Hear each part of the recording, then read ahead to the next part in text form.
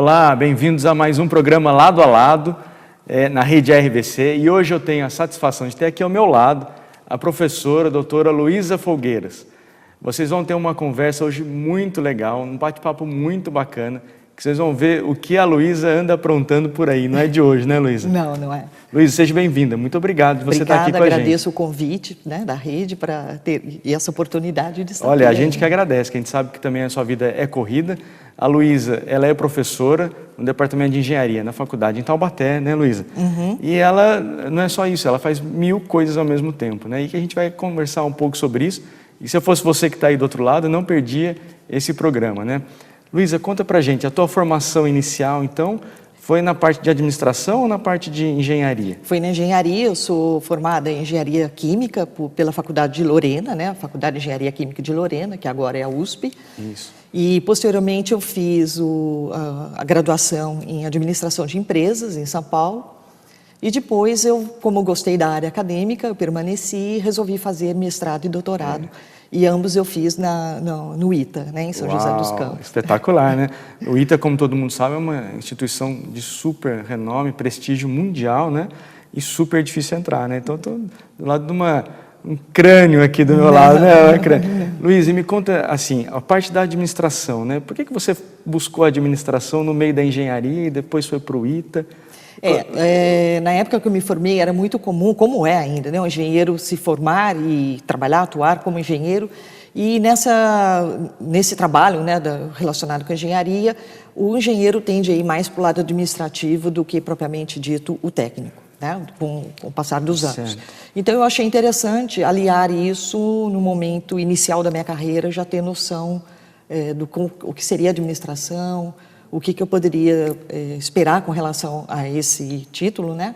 E visando alguma coisa, alguma aplicação no futuro, né? Então, por isso que eu resolvi fazer já no início de carreira. Espetacular. Tá? E depois fez o mestrado e depois, o doutorado. Isso. No mestrado, eu voltei de São Paulo, eu fiquei um tempo em São Paulo trabalhando, e aí eu voltei para aqui a região do Vale e comecei a dar aula. Só que como eu gostei e para continuar nisso, no caso, na época, foi me aconselhado a fazer o mestrado e, se fosse possível, em seguida também fazer o doutorado. E eu permaneci na área acadêmica, que eu gostei muito, né? Passei a ser pesquisadora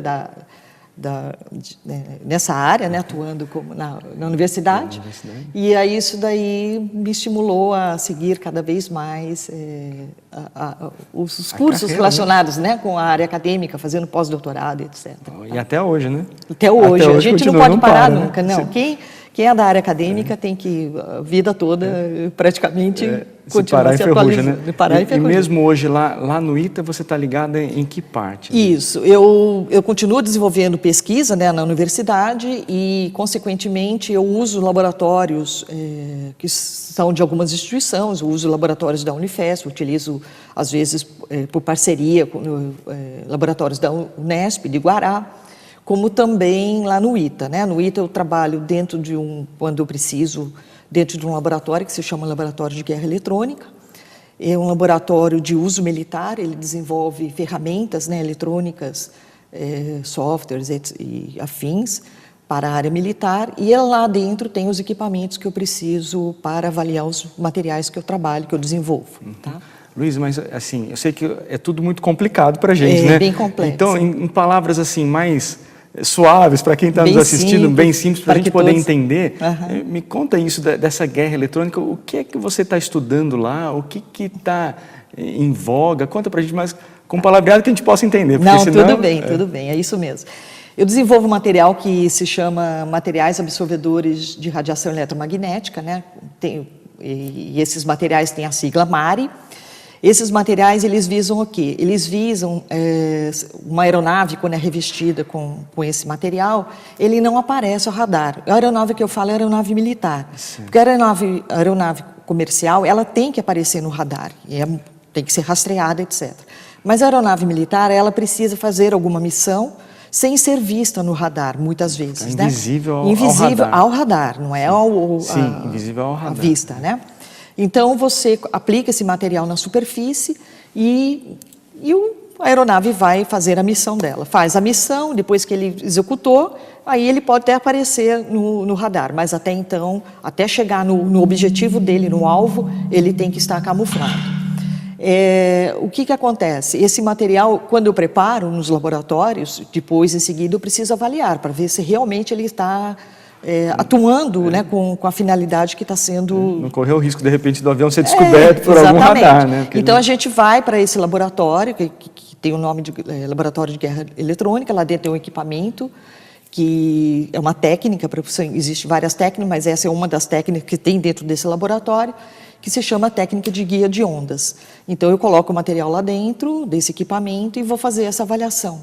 Porque o radar militar, ele trabalha entre 8 e 12 GHz, tá?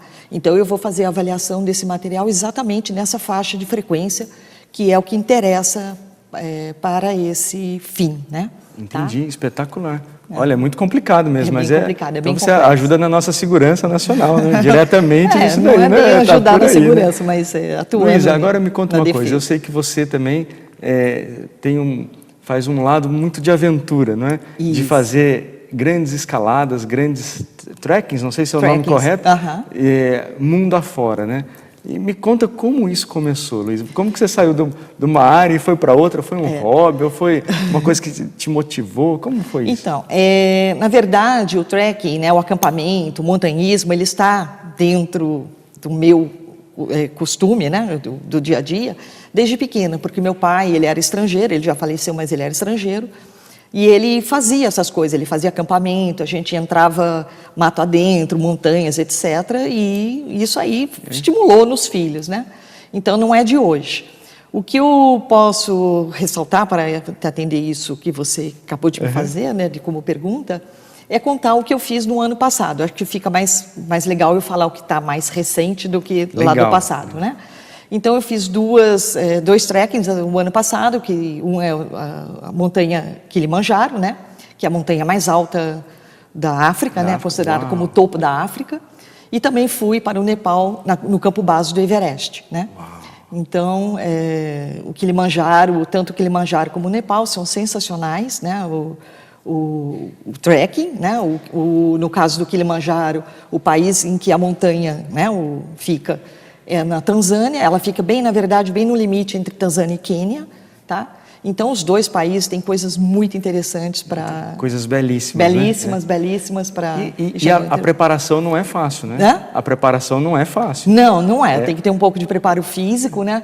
A alta montanha, ela não necessita que você tem que se preparar, mas os efeitos que a alta montanha causam no seu organismo não está vinculado ao preparo físico, tá? Tem a parte genética também. Espetacular. Né?